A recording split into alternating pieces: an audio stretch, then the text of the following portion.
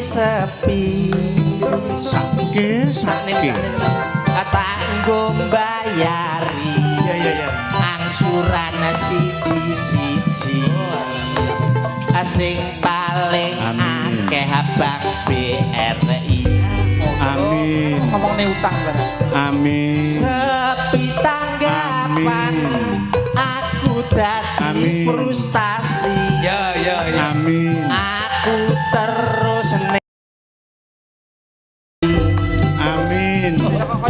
malah gua amin ya Pak ning kono aku petuk karo Pak Hardi aku terus dijak ning pasar sapi